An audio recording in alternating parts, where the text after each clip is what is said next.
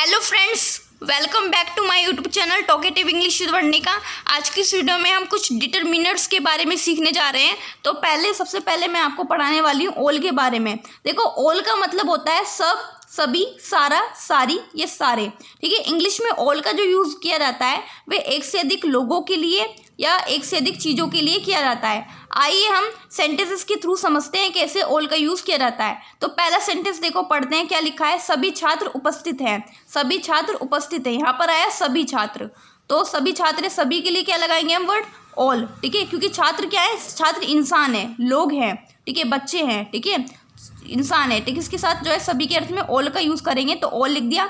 अब छात्रों को इंग्लिश में क्या बोलते हैं, स्टूडेंट बोलते हैं छात्र को, लेकिन बहुत सारे छात्र हैं तो स्टूडेंट्स आ जाएगा और इनके साथ हेल्पिंग वर्ब लगेगी आर। ठीक है, आर लिख दिया। और उपस्थित होने को क्या बोलते हैं, प्रेजेंट होते हैं। ठीक है, प्रेजेंट बोलते हैं ना, प्रेजेंट लिख दिया हमने। तो सेंटेंस क्या बना, ऑल स्टूडेंट्स आर प्रेजेंट। ठीक है, सभी छात्र उपस्थित हैं। ठीक है, ऑल स्टूडेंट्स के लिए यहाँ पर है, सभी छात्रों के लिए क्या है इंग्लिश में, ऑल स्टूडेंट्स। ठीक है, ऑल का मतलब हो गया सभी। अब दूसरा सेंटेंस देख लेते हैं क्या लिखा हुआ है यहाँ। सभी आम मीठे हैं। सभी आम मीठे हैं। ठीक है, सभी के लिए लगाएंगे इंग्लिश में ऑल, क्योंकि आम क्या है, खाने पीने की चीज़ें, यानी कि कोई सामान है। ठीक है, खाने पीने का। तो ऑल का मतलब हो गया यहाँ सभी के लिए, ऑल का मतलब हो गया यहाँ पर सभी।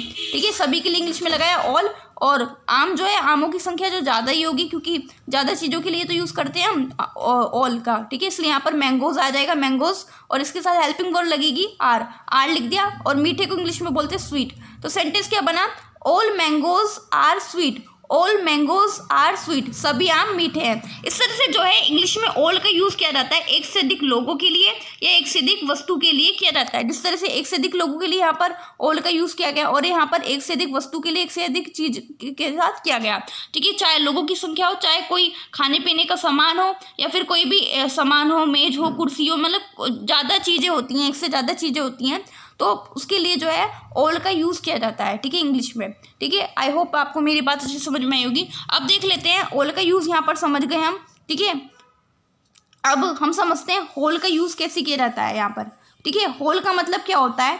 अब देखो क्या लिखा है इसमें। अब देखो, इंग्लिश में कई बार कंफ्यूज हो जाते हैं, जैसे कि ये होल का यूज़ मैं समझाती हूँ आपको समझाने से पहले। ठीक है, अब देखो इसमें लिखा हुआ है कि मैंने सारी मूवी देखी। अब यहाँ पर मैं अगर लिखूँगी आई वॉच्ड ऑल मूवी, तो यहाँ गलत हो जाएगा ना। अब देखो यहाँ पर क्योंकि ऑल का यूज़ नहीं करेंगे, यहाँ पर होल का यूज़ करेंगे।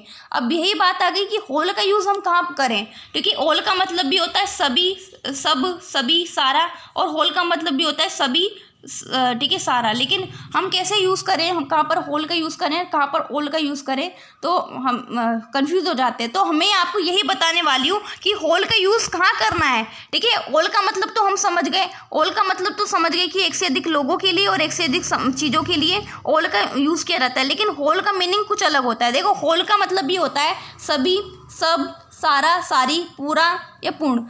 होल का जो यूज़ किया जाता है हम सिंगल नाउन के लिए करते हैं, सिर्फ किसी एक पर्टिकुलर चीज़ के लिए जो है होल का यूज़ किया जाता है। होल का यूज़ सिर्फ और सिर्फ एक ही चीज़ के लिए किया जाता है। अब आइए मैं आपको एग्जांपल के थ्रू समझाती हूँ।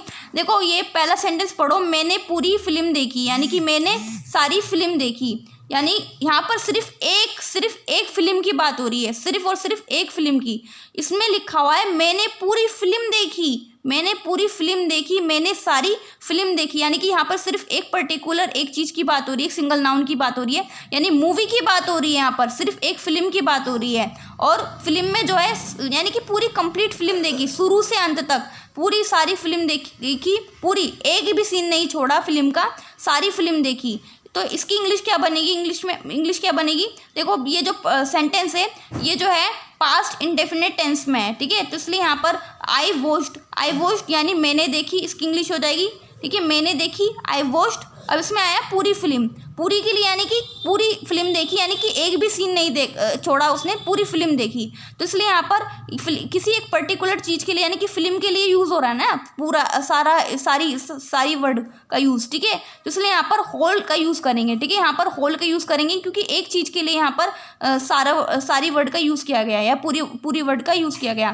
तो यहाँ पर होल यूज़ करेंगे, होल। मूवी को इंग्लिश में, फिल्म को इंग्लिश में क्या बोलते हैं, मूवी बोलते हैं, तो मूवी लिख दिया हमने। तो सेंटेंस क्या बना, I watched the whole movie, यानी मैंने पूरी फिल्म देखी, पूरी फिल्म देखी शुरू से अंत तक, और इस फिल्म का एक भी सीन नहीं छोड़ा, यानी कि सिर्फ एक चीज़ के लिए यूज़ किया गया है यहाँ पर होल का, सिर्फ और सिर्फ फिल्म के लिए। अब दूसरा सेंटेंस देखो, उसने पूरी किताब पढ़ ली, यानी कि उसने सारी किताब पढ़ ली, यानी कि इसमें एक किताब की बात हो रही है, एक किताब की बात हो रही है। उसने पूरी किताब पढ़ ली या उसने सारी किताब पढ़ ली, इसमें सिर्फ एक किताब की बात हो रही है। तो इसकी इंग्लिश क्या होगी, ये जो सेंटेंस बनेगा ये प्रेजेंट परफेक्ट टेंस में बनेगा। तो इसमें लिखेंगे ही हैज़ रेड। रेड को जब थर्ड फॉर्म के रूप में पढ़ते हैं तो उसे रीड नहीं पढ़ करके रेड पढ़ते हैं, हालांकि स्पेलिंग सेम रहती है, लेकिन इसे थर्ड फॉर्म के रूप में जब रीड को पढ़ते हैं तो रेड पढ़ते हैं। He has read the whole book, he has read the whole book. अब यहाँ पर होल वर्ड क्यों आया, पूरे के अर्थ में या सारी के अर्थ में, क्योंकि यहाँ पर सिर्फ और सिर्फ एक किताब की बात हो रही है, यानी कि एक किताब पढ़ी उसने, और लेकिन उस किताब जो है कंप्लीट पढ़ी, पूरी किताब जो है कंप्लीट पढ़ी, यानी उसने उस किताब का एक भी पेज नहीं छोड़ा जो उसने ना पढ़ा हो, उसने कंप्लीट पूरी किताब पढ़ी। यानी इसलिए यहाँ पर जो है सारी वर्ड के लिए होल वर्ड का यूज़ किया गया, यानी कि होल का वर्ड जो है सिर्फ एक चीज़ के लिए किया गया, वो भी एक किताब के लिए, ठीक है। इसमें आया बुक के लिए, ठीक है, कि एक किताब के लिए होल वर्ड, ठीक है। अब देखो तीसरा सेंटेंस पढ़ते हैं, क्या लिखा है, रिया ने पूरे दिन पढ़ाई की, यानी कि एक दिन ऐसा था जिसने रिया ने बैठकर वहाँ पर सिर्फ और सिर्फ पढ़ाई की और कुछ नहीं किया, ठीक है। तो इसकी इंग्लिश क्या होगी, Riya studied the whole day, Riya studied the whole day, यानी कि रिया ने पूरे दिन पढ़ाई की, यानी कि सिर्फ एक दिन की बात है, सिर्फ एक दिन यहाँ पर सिर्फ एक दिन की बात हो रही है, ठीक है।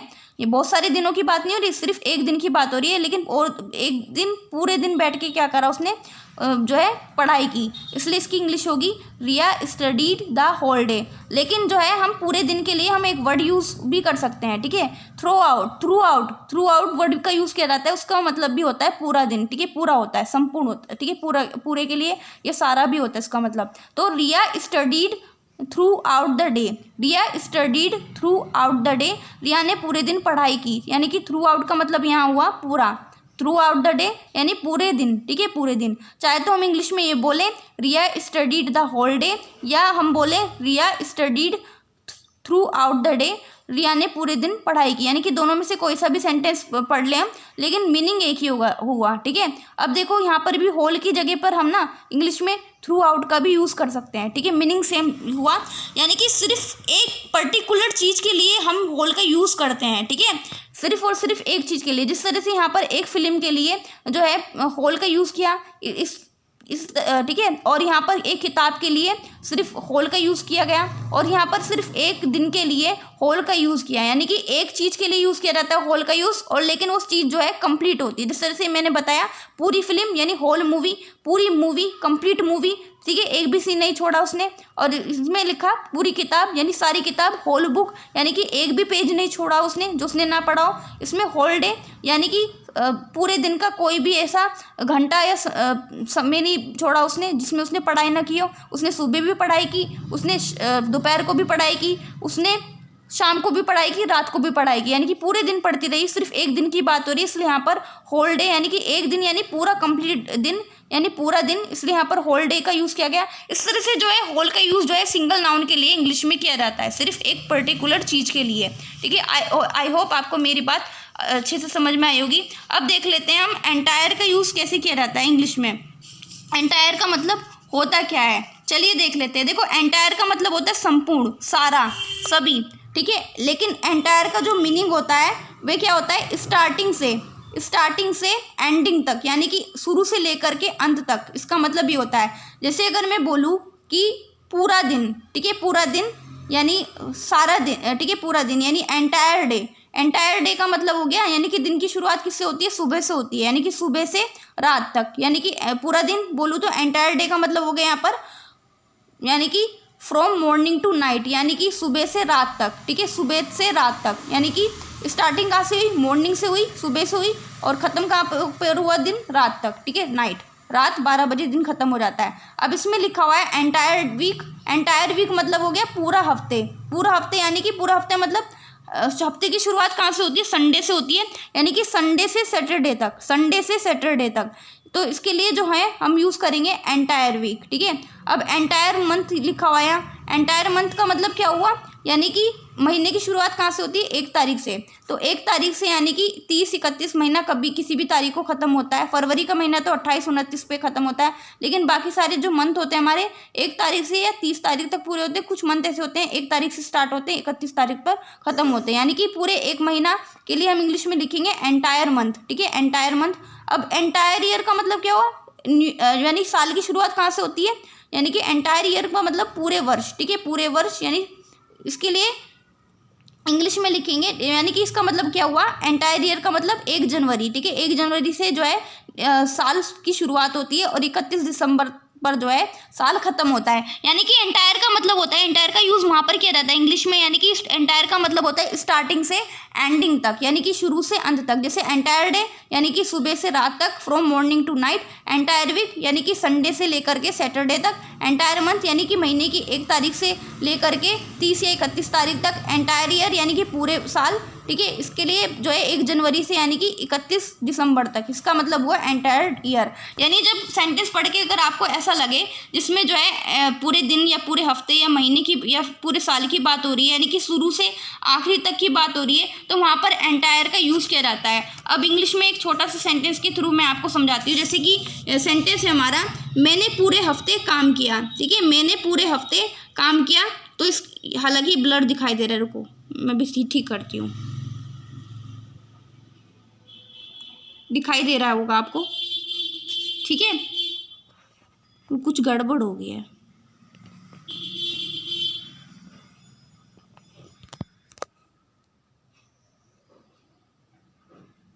जैसे कि मुझे इंग्लिश में बोलना हो कि मैंने पूरे हफ्ते काम किया, ठीक है, तो मैंने पूरे हफ्ते काम किया, तो इसकी इंग्लिश होगी I worked entire week. I worked entire week यानी कि पूरे हफ्ते का मतलब क्या हुआ, यानी कि संडे से लेकर के सैटरडे तक मैंने पूरे हफ्ते काम किया। जब हमें स्टार्टिंग से एंडिंग तक की बात होती है तब जो है हम एंटायर का यूज़ करते हैं। आई होप आपको मेरी बात अच्छे से समझ में आई होगी, ठीक है। अब जो है मैं वीडियो को दाइन करती हूँ, मेरे कैमरे में कुछ प्रॉब्लम आ गई है, बहुत ज़्यादा ब्लर सा आ रहा है, ठीक है। If you like this video please subscribe my channel, ठीक है। और ऐसी यूजफुल वीडियोज़ मैं आप सभी के लिए लाती रहूँगी। तब तक के लिए बाय बाय।